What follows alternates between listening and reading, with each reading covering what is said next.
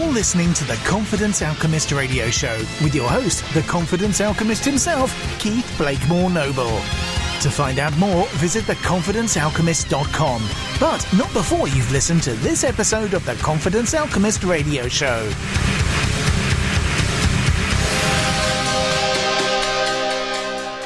Hello, welcome back to another episode of the Confidence Alchemist radio show with me, your host, Keith Blakemore Noble, the Confidence Alchemist, and today I am joined by a TV superstar, a friend of mine, Franny Treymaine. She's going to be telling us all about her journey, about her experiences being on Love in the Countryside, the hit show on BBC Two, and she's going to be talking about some of the lessons that she learned there.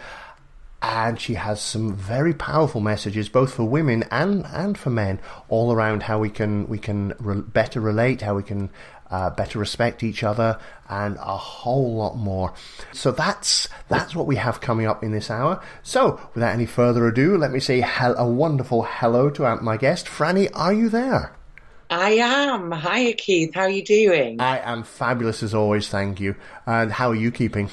I'm brilliant, thank you. Yes. Awesome. What's the weather like where you are at the moment? How are things there? It's actually quite overcast. It was really sunny yesterday, but I'm not one that, I quite like all weather, if that makes any sense. Certainly does. So if it's raining, I'm quite, it's a cosy day.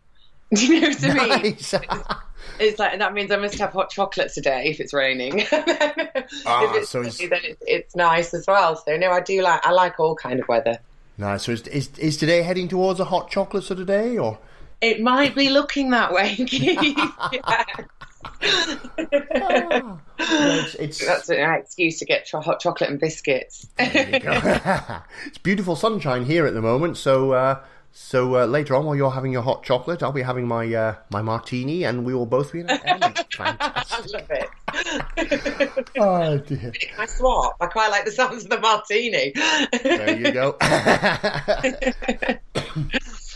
Oh. So, Franny, for anyone who's listening, who hasn't caught you on TV, or who isn't aware of you, who is Franny? Who is she? Who is Franny? Well, Franny is an actress. So I'm from Leeds. I was born here and then moved over to Manchester, where I ran a stagecoach school. And then, had a little boy. Moved back to Leeds to be near my family.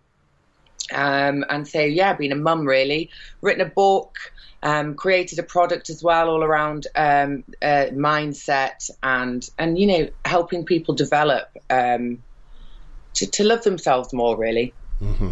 So so that's an overview of my little journey really.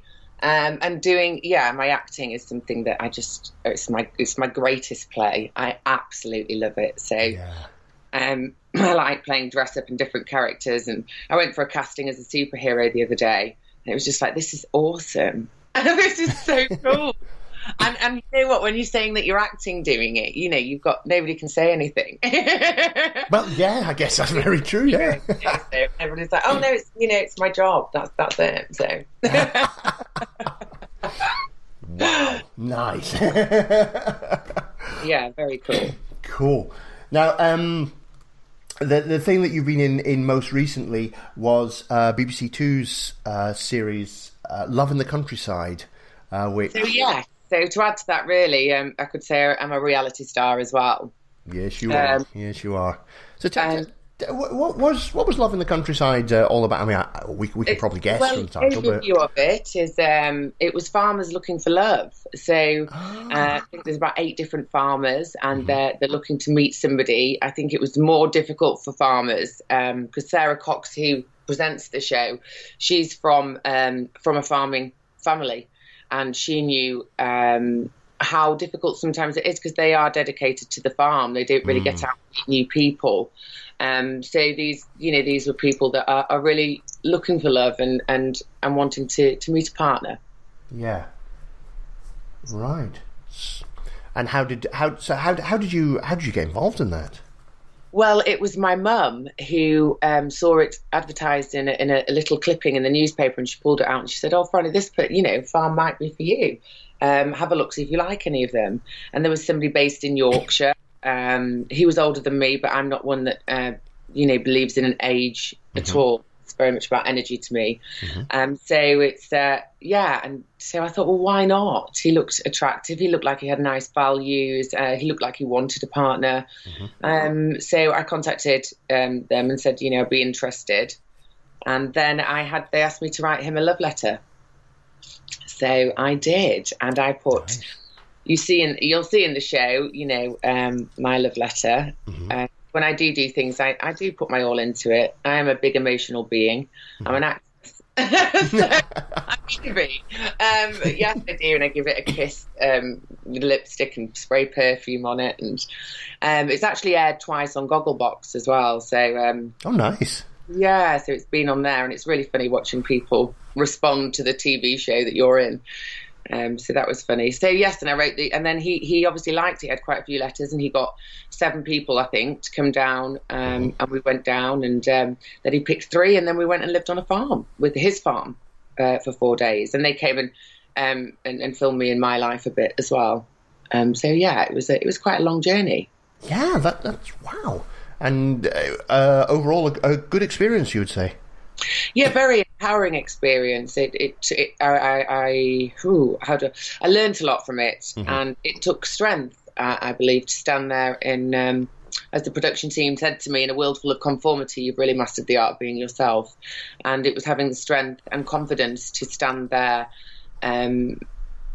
fully as myself, without judgment of others, just stating this is who I am, and this is how I believe, and this is how I see love. And I'm not judging whether yours is right or wrong. I'm just telling you what's right for me, if that makes any sense. So yes, good experience. Yeah, I love that description. In a world of conformity, you've mastered being yourself. Yeah, mastered the art of being yourself. It was like as I say, if people watch the show, and I don't want to do any spoilers and stuff, but it was I was very loved by the production team. There were just absolutely wonderful, and I was able to be free, be all sides of myself, and I was completely loved and cared for in it all, and I'm eternally grateful for that. I met some amazing people whilst doing the show. Wow, it sounds as though you had a really fantastic time there. Yes, I did. I did with them. Oh. We'll explore that a little bit more, a little bit later on. As you hint there, there's a lot more to be uncovered there. We'll come to that a little bit later on in today's episode. But I know one of the things that's really struck a lot of people when they've watched you in the show is just how powerful and how confident you are, how confident you come across. I know a lot of the press and the media have picked up on that as well and been in touch with you. Yes, they have, yes, and I was there, and I'm glad I had to be there, but. Obviously we worked together, and before I went on it, it wasn't always that case with me. So yeah, because you weren't always the strong, confident Franny who you are. You clearly are now, and that really shines through on the show. What was life like for you in the past before then? Well, I think we've all had our. I guess I'm not the conventional norm of what I want to a relationship. So I felt maybe unworthy to be a wife or a partner, or because I didn't want to do a life of serving a man dinner every night. Sorry, I didn't, and I couldn't. It doesn't fulfill me. If I want to make food, I make it because I love that person. I'm choosing to do it in that moment of now, and the food that I create is filled with love, even if it's burnt or not. They'll eat it. Filled with love. Burnt offerings. I think because And also, the kinds of relationships I'd really shut down, I'd say, for about a decade, and just focused on really being a mum, and an unconventional mum again. As long as I give my son love, and again allow him the freedom through non-judgment to be him, to find himself and be himself. That's the kind of love I am, and I choose to give others. But I think I felt throughout life it wasn't given that way to me, and so I was chipped away, and I got to a point where I kind of like shut down quite a lot. So kind of how would you? What's the question I'm looking for here, Franny? How would you have? I mean, if you'd gone onto the show, I mean, I guess you probably wouldn't have gone onto the show as if you were still in that sort of mindset. No. But if you had, for some reason, if you'd been magically teleported onto the show in that sort of state of being and that sort of mindset, how would you have come across? How different would that have been? I think I'd have been eaten alive. Yeah. I think I'd have been eaten alive, and belittled. Because that's, and very much what was wanted to kind of happen. And told who I was wrong, and judged. So if I was still not had the thought of, no, I am enough and I am great as I am, then it wouldn't have it wouldn't have I wouldn't have lasted, I don't think, at all. Because I mean, obviously we don't want to go into too much detail, because obviously a lot of it's personal and so on, but a lot of it also is something which a lot of other listeners can relate to, and that's the whole, I think you touched on it just there, was the whole I'm not worthy, I'm not worth it, who am I to ... I can't be I don't feel worthy to be a wife, because I can't necessarily do the things that a domesticated woman does. I'm not that kind of, some people are really good at structure and time and this and that, and I'm not. I'm quite a free-flowing person. I mean, I have got ADHD as well, so whether that goes into any of this, you can label me ADHD or label me an indigo child. I prefer indigo child, but there you go.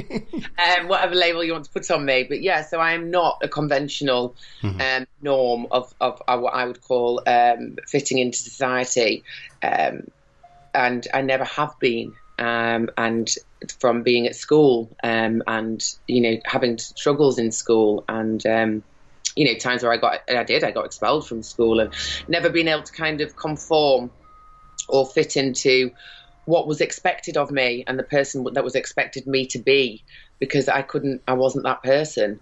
So, I think as time goes on, I did shut down because it was safer, to kind of just have the peace and shut down a bit. And not stand there as me. But then, the whole, I think after that's an even worse one. It's almost what I call it. It's like a slow death, isn't it? And yes.